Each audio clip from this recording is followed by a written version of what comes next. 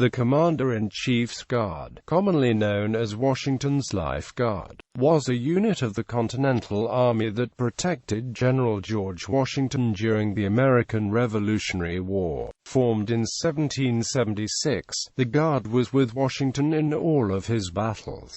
It was disbanded in 1783 at the end of the war.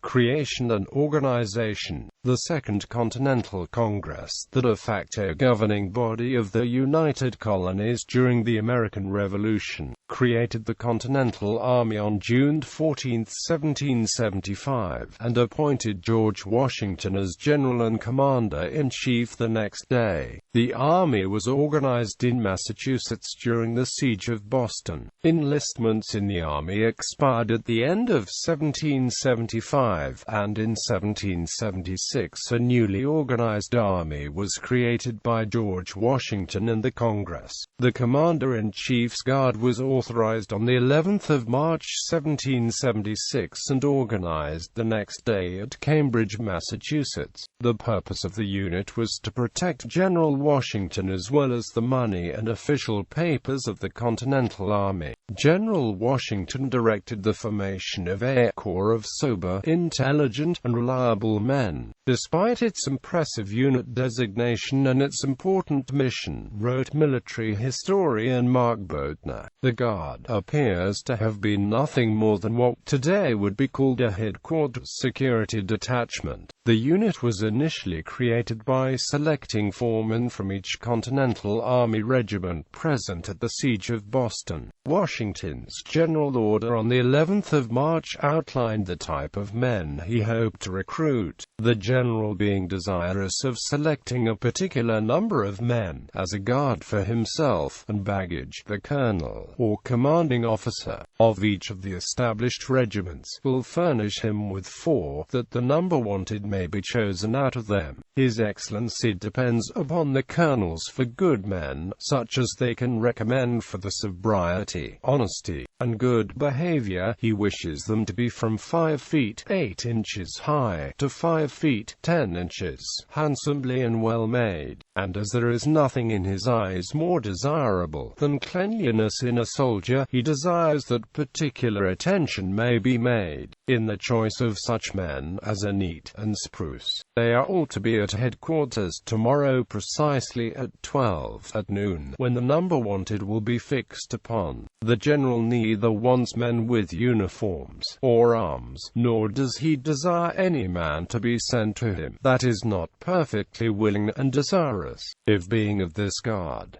They should be drilled men. The strength of the unit was usually 180 men, although this was temporarily increased to 250 during the winter of 1779–80, when the army was encamped at Morristown, New Jersey, in close proximity to the British Army. Because it was an honor to belong to the unit, care was taken to ensure that soldiers from each of the 13 states were represented in the Guard. Major Caleb Gibbs of Rhode Island was the first commander of the Guard, and was given the title of Captain Commandant. Gibbs was succeeded in 1779 by William Colfax. The flag and uniform of the Commander-in-Chief's Guards was described by historian Benson John Lossing. The flag is white silk, on which the device is neatly painted. One of the Guard is seen holding a horse, and is in the act of receiving a flag from the Genius of Liberty, who is personified as a woman leaning upon the Union shield, near which is the American eagle. The motto of the Corps, Conquer or Die, is upon a ribbon. The uniform of the Guard consisted of a blue coat with white facings, white waistcoat and breeches, black half gaiters, a cocked hat with a blue and white feather. In Godfrey's 1904 History of the Commander-in-Chief's Guard he provided detailed sketches of its members, including 6 drummers, 6 fifers and a drum major. In the final days of the war, the unit consisted of only 64 men. It was furloughed the 6th of June 1783 at Newborough, New York, and disbanded on the 15th of November 1783.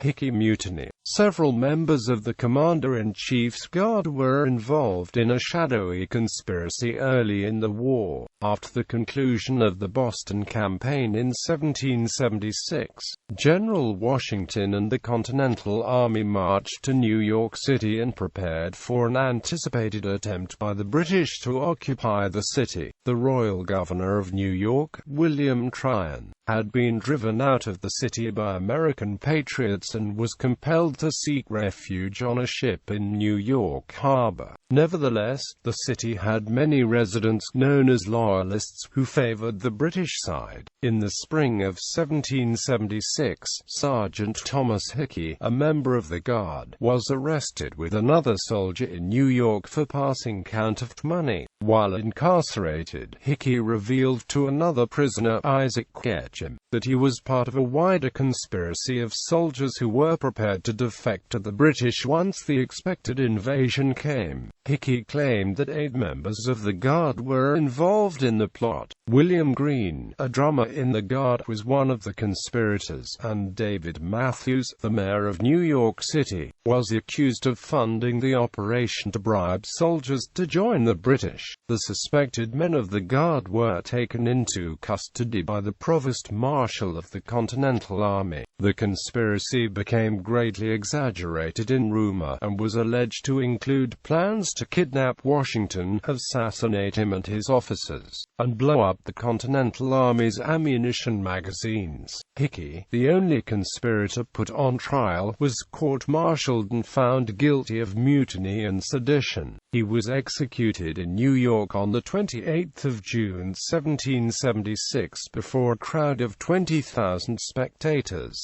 False claims of service in the Life Guards. Decades after the Revolution, it was not uncommon for aged veterans to claim to have served in General Washington's Life Guard. One of the more famous of the false claims was made by Alexander Milliner of New York.